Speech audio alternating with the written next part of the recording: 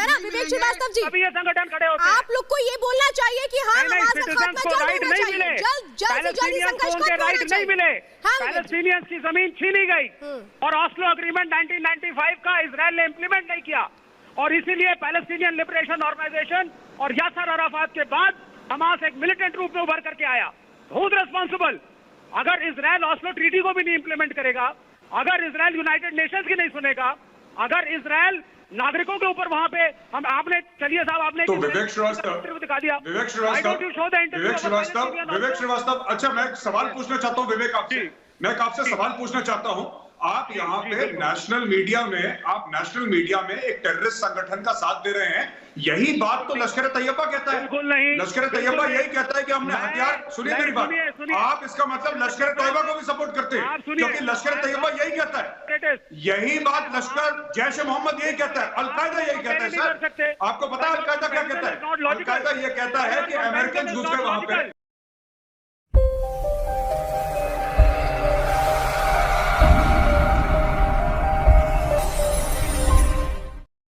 ऐसा है कि बिल्कुल जो यूएन चार्टर के हिसाब से पैलेस्टीनियंस को उनका हक मिलना चाहिए, कोई मना नहीं कर रहा, लेकिन मेरे दो एतराजात हैं जो साहब ने अभी बात करी थी, तुकर रहमान साहब ने।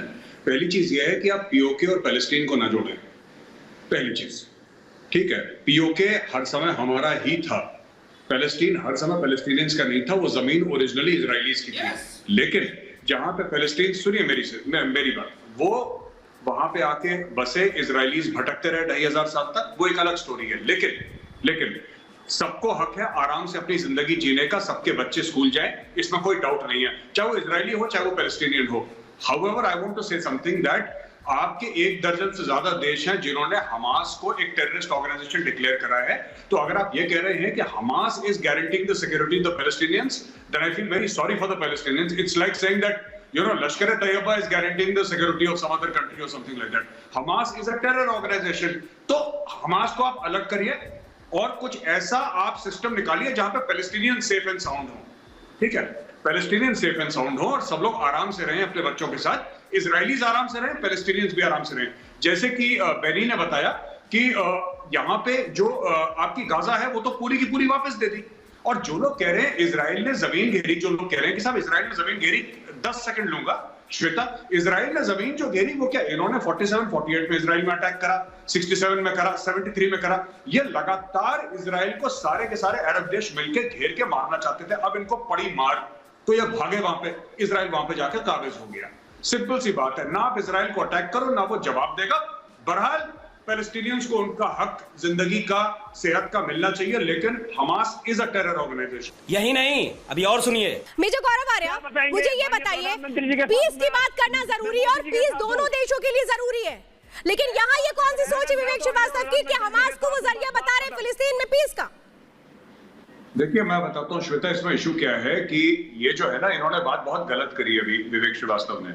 उन्होंने बोला कि आप इसीलिए पैलेस्टीन को ब्लेम कर रहे हैं क्योंकि वो मुसलमान हैं। ये बहुत गलत स्टेटमेंट है इनका, पहली चीज। दूसरी चीज, मैं आपको ये कहना चाहता हूं कि पैलेस्टीनियंस को कोई ब्लेम नहीं कर रहा, हम पैलेस्टीनियंस के साथ हैं, कल भी थे आज भी हैं, और 1947 से भारत की पॉलिसी रही है, इस पॉलिसी में कोई चेंज नहीं है। लेकिन जब आप जस्टिफिकेशन, एक मिनट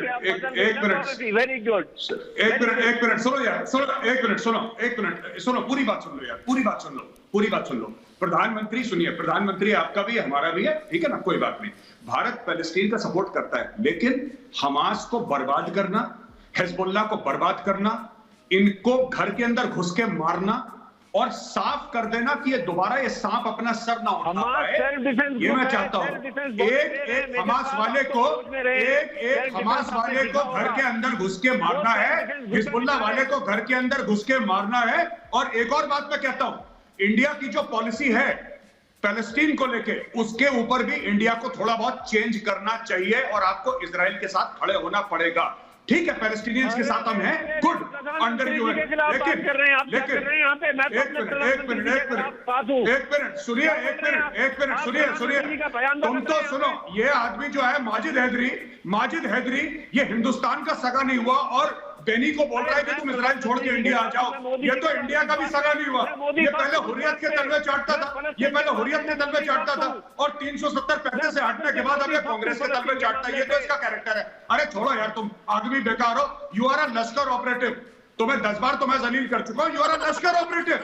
तुम लश्कर तैयबा के ऑपरेटिव हो माजिद हैदरी। तुम्हें कितनी बार बोल चुका हूँ। तुम अभी तुम पहुंच गए, सुनो, अभी तुम हमास के तलवे चाट रहे हो जहां से तुम्हें $2 मिल जाए।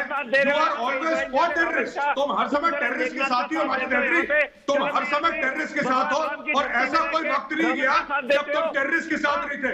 वहां से कश्मीर में भी तुम पत्थरबाजियों के साथ थे। इसलिए सुनो, रावण का नाम मत लो।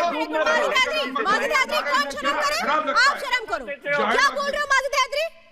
माजिद हैदरी, वैसे भी कुछ आता पता तो है नहीं। आपकी नॉलेज बड़ी शर्म है, ठीक? आपको कुछ पता है नहीं और जो यहाँ पर जानकारी दे रहा है उसको कह रहे हैं आप शर्म करो। आप थोड़ी शर्म कर लो।